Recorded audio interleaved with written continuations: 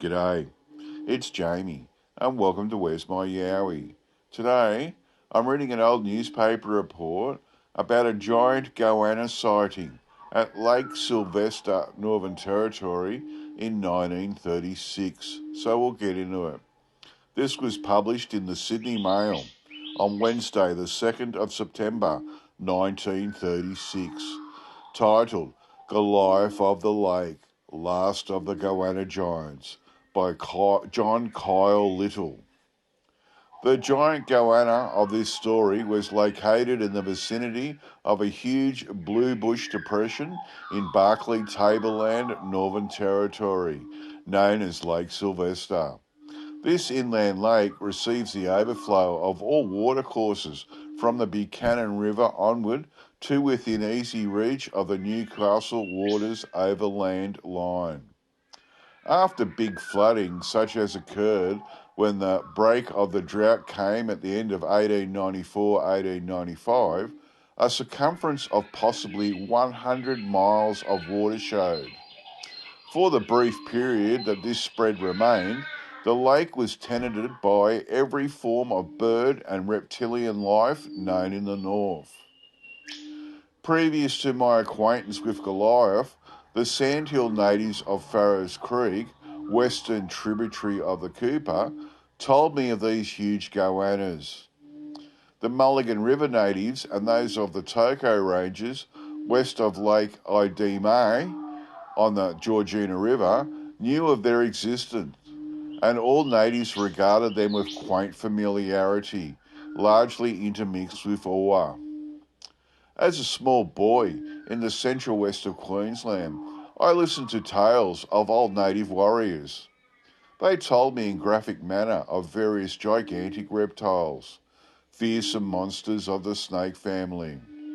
Though it was readily admitted that these had disappeared, the strange vibrating hum which still persists in the night hours was alleged to be caused by the huge serpents. In many remote parts of Australia, I have listened to that strange vibrant booming, which starts without effort or warning and ceases in like manner. In half a century, no explanation came beyond the legendary native version. Then in time, the giant goanna was spoken of, the manner of telling giving me hope that somewhere a few of the species might still exist. On the trail. Grown to manhood, I questioned many old warriors of a desert tribe. Were there ever goannas such as the natives of my small boyhood spoke of? Earnest assurance that in the big lake country survivors still existed put me keen on their trail. With a party of natives, I set forth for the Great Depression, which receives and absorbs countless millions of gallons of water during the brief summer rains of the plateau country. Supposin' we see old man Goanna boss, said Alec. You name or shoot 'em? My solemn promise was given on that score. Black fella name or kill 'em that one, I questioned. Him brother, belong altogether black fella, explained Alex. I understood. The giant goanna was sacred to those quaint mortals who were, in their primitive state, the greatest naturalists Australia will ever know.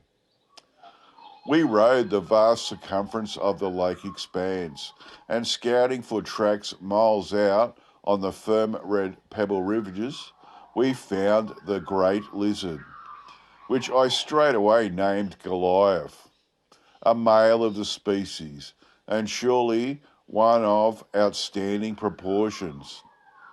He had been hunting, and on first sight was stalking with steady stride towards the distant lake. The native halted some 100 yards distance. You ride up slow, fella boss, instructed Alex. Old man can't run away.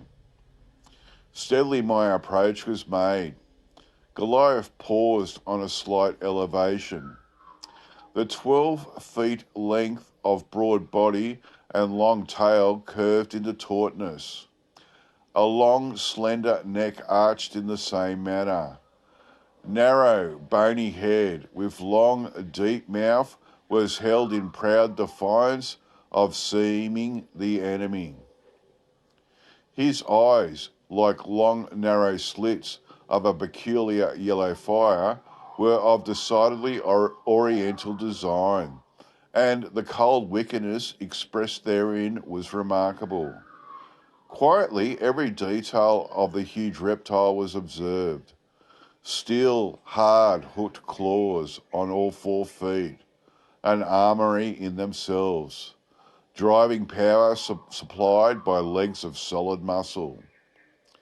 Loose, harsh, yellow skin, covering mottled with black flecks, and a wonderful sweep of tail, strung with sinews, pliant as rubber, yet so perfect in streamlining that instant response resulted to the slightest movement at the owner's will.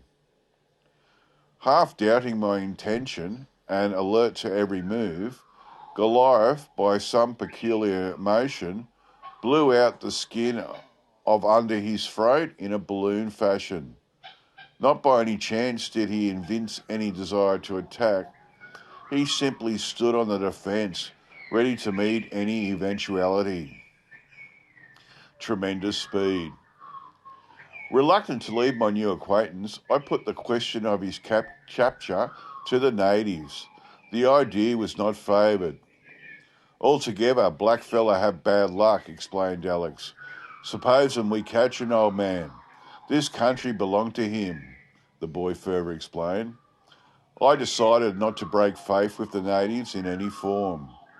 We will camp Longer Lake, was my decision, and look see old man more. In pantomime, the natives described Goliath as a stalker of marsupial life.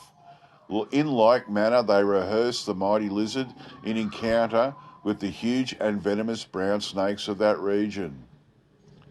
Plenty time old man catch 'em kangaroo rat, they averred, the fastest marsupial in the bush.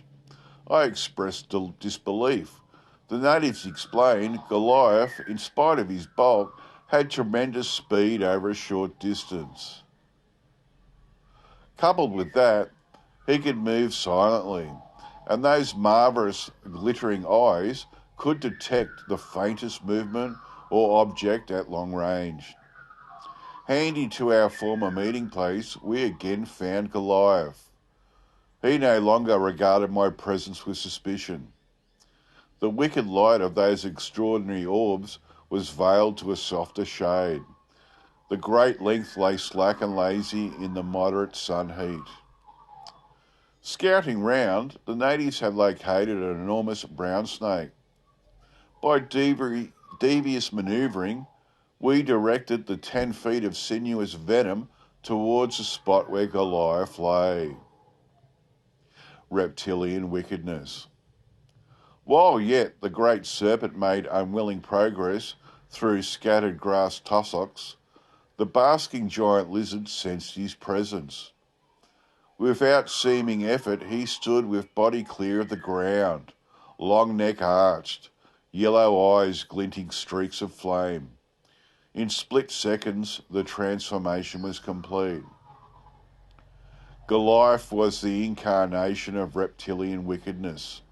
With long, noiseless, slow-motion gait, he moved directly across the enemy's direction.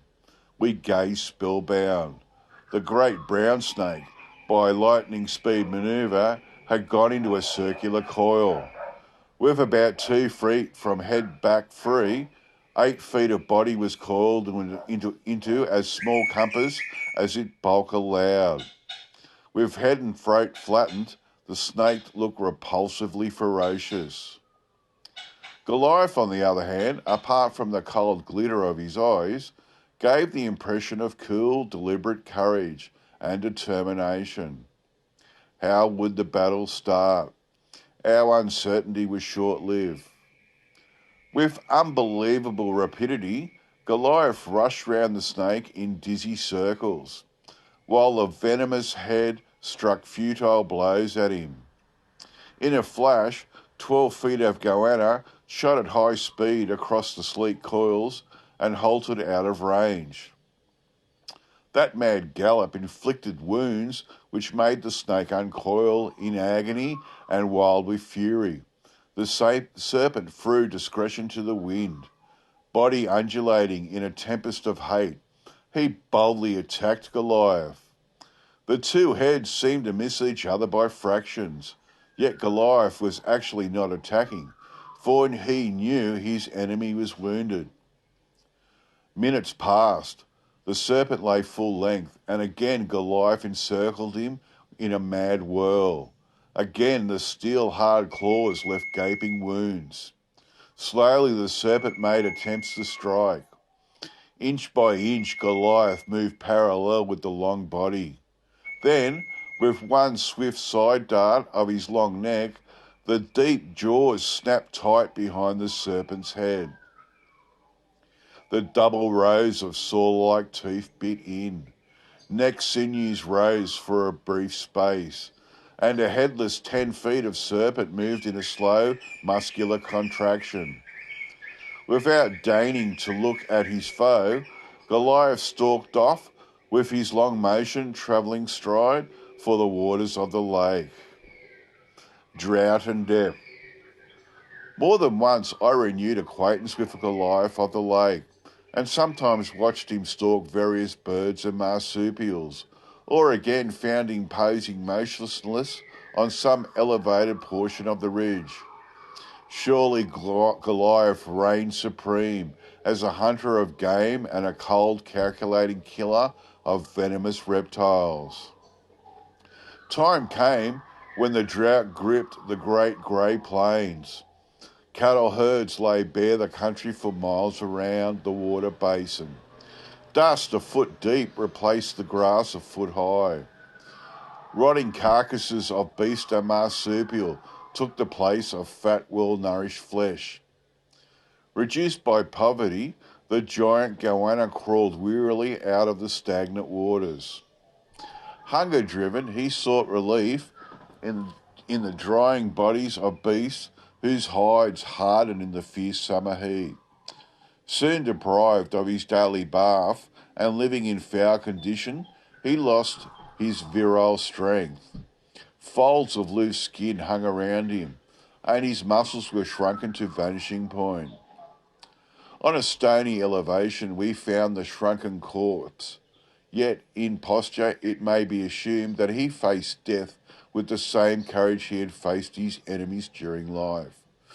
How old was he? I do not know. Nobody knows. But he had been observed by the Aborigines around the same haunt for very many years, and might easily have seen a century or more's existence there. And I absolutely love that story. I reckon that's awesome. I would have loved to have seen this Goanna and seen that fight with the snake. And I feel sorry for the snake because he was dragged into it and probably didn't want to fight the Goanna anyway. And also, I did another video called Fearsome Creature in Central Australia, Gigantic Lizard Sighting in 1931. And this is not that far away, really. It's in Central Australia.